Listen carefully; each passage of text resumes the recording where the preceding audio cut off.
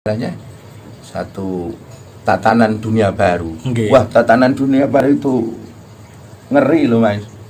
Sampai sekarang bisa bikin handphone, dengan bisa pakai YouTube. Besok suatu saat nanti kalau ada badai matahari, satelit itu hancur dulu.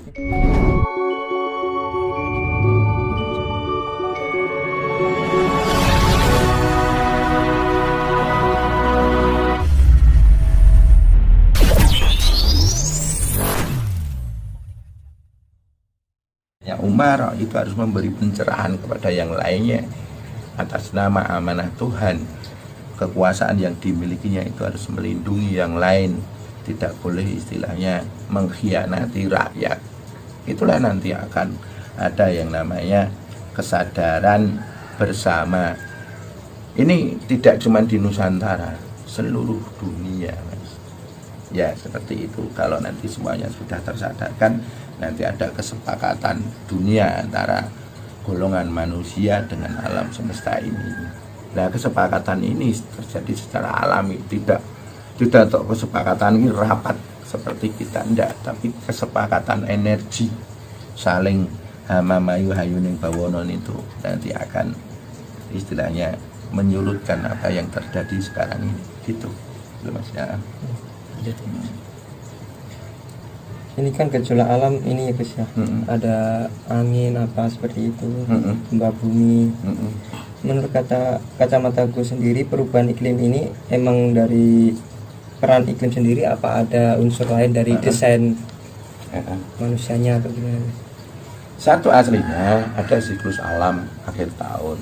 Nah, siklus alam itu sebenarnya hanya perbaikan kecil. Tapi karena ini unsur istilahnya tingkah laku manusia yang sudah membuat kerusakan, lah siklus itu membesar, Mas.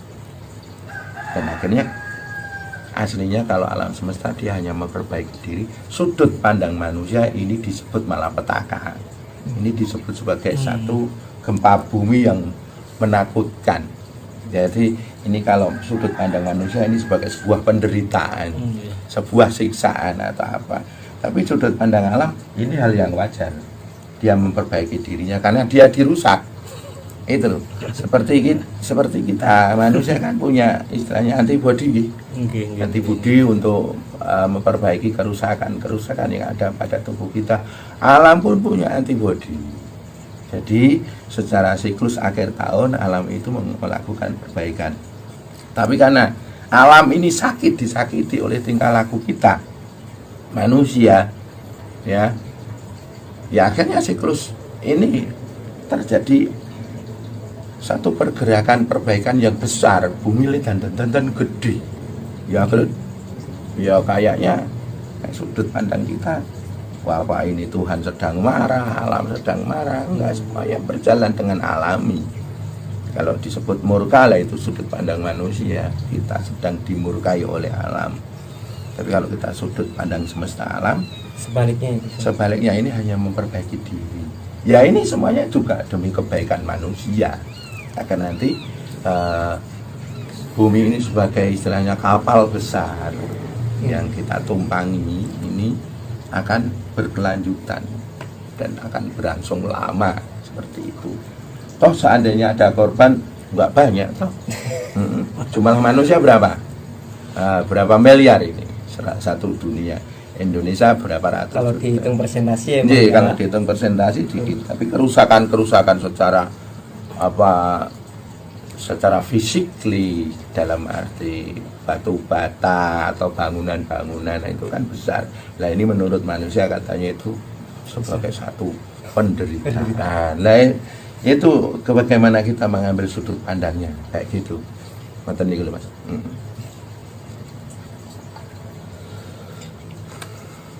Apakah akhir-akhir ini Gus ini menerima wasi atau dari leluhur gitu terkait alam ini, misalnya dari Kanjeng Roro Kidul atau gimana gitu Gus? Ada pesan atau apa? Iya. Nek pesannya dari para leluhur itu terakhir ini bagi orang-orang yang dekat dengan Tuhan, doakan agar alam ini ayem, tentrem, damai, sejahtera, kembali Allah jinak, seperti itu. Jadi kita selaku manusia yang sudah dekat dengan daya gaib semesta ini, kita doanya harus kayak gitu. Dan nanti orang-orang yang tidak mengikuti energi ketenangan, kenyamanan, ketentraman yang istilahnya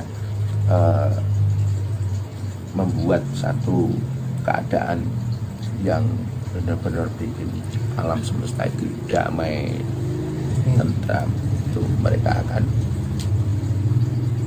berhadapan dengan alam seperti itu. Dan pesan dari leluhur ini memang alam benar-benar menyatakan dakwahnya dalam waktu dekat ini itu.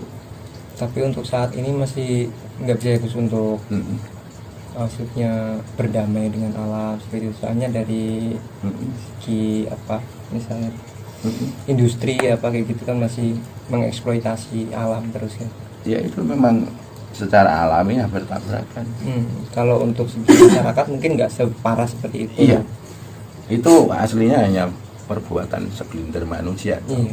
Yo menyedot emasnya, menyedot batu baranya, menyedot minyaknya, menyedot. Tapi memang itu untuk kebutuhan manusia. Iya. Dan memang ini terjadi secara alami. Banyak mobil ya akhirnya kita nyedot bensin. Banyak pabrik-pabrik karena memang untuk memenuhi dengan kebutuhan modernisasi. Iya, modernisasi.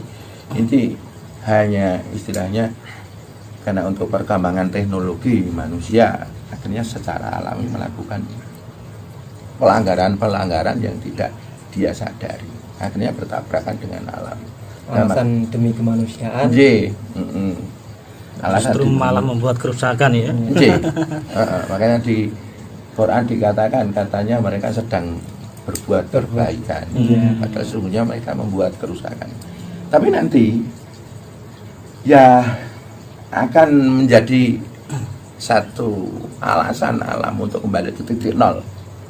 Nah itu baru apa yang jenengan ungkapkan dari awal tadi akan membuka pergerakan apa istilahnya satu tatanan dunia baru. Wah, tatanan dunia baru itu ngeri loh Mas. Sampai sekarang bisa bikin handphone, dengan bisa pakai YouTube. Besok suatu saat nanti kalau ada badai matahari, satelit itu hancur loh. Iya, terus ingatan.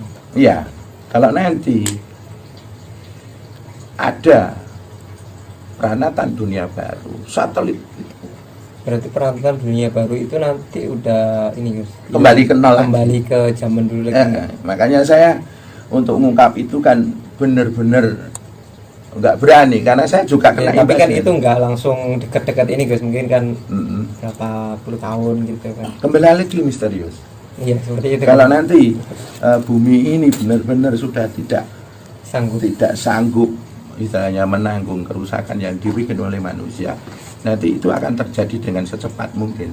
Gitu. Kalau nanti satelit itu tergantung kesadaran manusianya sendiri. Nanti badai matahari akan menghancurkan itu satelit-satelit kayak gitu. Nanti YouTube tidak ada.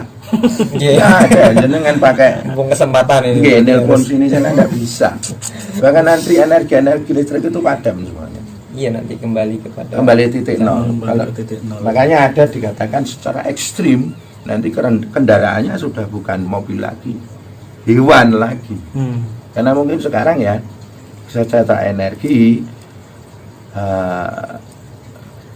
mobil bisa bergerak dengan bensin. Dan suatu saat bisa enggak, karena terjadi satu pergesekan energi. Nanti mobil sudah tidak bisa digerakkan dengan bensin. Itu benar-benar nggak nyaman Mas. Kita kembali ke titik nol. Kita koyok urip neng alas gong liwang-liwong. Nah nanti sampai dari Jawa Timur ke sini tidak bisa Mas komunikasi. Nanti kembali kayak dulu lagi, pakai surat menyurat kayak gitu. Dan itu pun akan lama ya Gus. Akan lama karena nanti akan muncul teknologi baru. Dan kayaknya kita akan mengalami itu. Makanya ketika ditanya apakah ini akan kembali ke titik nol lagi, waduh itu Saya sendiri aja takut, Mas. Saya masih berharap tidak sampai ke situ. Nahan ya guys, masih. Nah, makanya ini para aslinya para supranaturalis atau para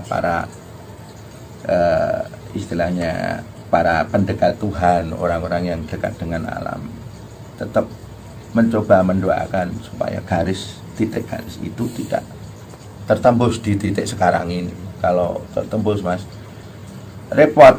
Kita kulinane numpak motor, numpak mobil, pakai handphone, lah nanti perubahan itu energinya langsung berubah, ngedrop loh, Mas. Lumpuh total, Gus. Nggih, lumpuh total nanti.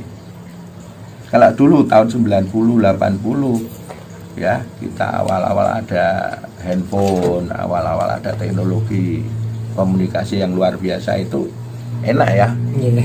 Tapi kalau nanti kita mengalami awal-awal itu semuanya runtuh, waduh, kulinane penak ya, terbiasa ya. Kita sudah dimanja, tahu-tahu hancur, repot. Yuk, gini deh, Mas, kembali ke titik nol itu tidak nyaman, tidak enak. Makanya kami ya kembali lagi seperti yang jenengan pertanyakan tadi, kita istilahnya sama leluhur itu mencoba mengakrabi, minta restu, minta pangestu. Bagaimana alam ini, ya memang alam sedang dandan, tapi bagaimana perbaikan alam ini terjadi dengan indah, terjadi dengan cantik, kayak gitu. Orang-orang yang punya kedekatan dengan alam itu nggak sembarang terus ngomong besok gempa ini, besok hancur ini, hancur. Kalau ini. udah dekat sama alam itu bisa diskusi, Gus. Bisa diskusi, bisa tawar menawar. Karena mohon maaf, alam itu ada penunggunya, Mas. Ada ratu lebih angin, ke penunggunya gitu. ratu angin, ratu api, ratu air, ratu bumi, itu ada, hujan juga ada. Istilahnya kita nggak bicara musyrik atau apa, tapi Allah itu menggerakkan itu semuanya, ada titik energinya. Itu istilah Jawanya, itu ada ratu-ratunya. Kita bisa dialog ini, dan itu wujudnya manusia cahaya. Wujudnya wujud cahaya, karena semuanya ini prosesnya dengan proses cahaya. Kita selalu tawar menawar, kita selalu bagaimana berbudi pekerti sama mereka, dan kita mencoba mengolah agar manusia itu bisa dekat dengan mereka semua, dekat dengan Tuhan, dan dekat energi-energi yang memang ada di alam itu. Ada di alam semesta ini, yang istilahnya digerakkan oleh Tuhan, digerakkan oleh Allah, kayak gitu. Jadi ada titik-titik energi yang tiap saat kita harus akrab dan kita bisa tawar menawar. Tapi ingat, dengan tauhid, dengan itu harus ditegakkan gitu dalam diri.